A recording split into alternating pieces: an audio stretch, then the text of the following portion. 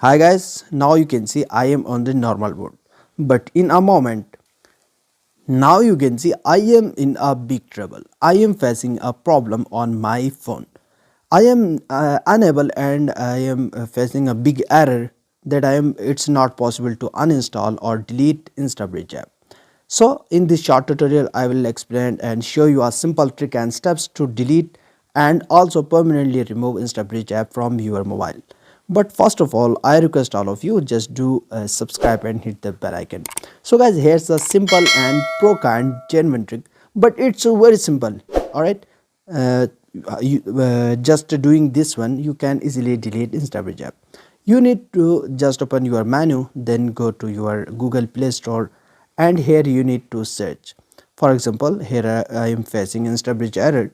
Just search it. Once you search Instabridge, then here you need to just click uninstall option. Just following these steps or just clicking uninstall, you can easily remove Instabridge app permanently from your phone and your problem is fixed. So the short tutorial is very helpful. I hope so you found this helpful. So don't forget to like, comment, share and subscribe.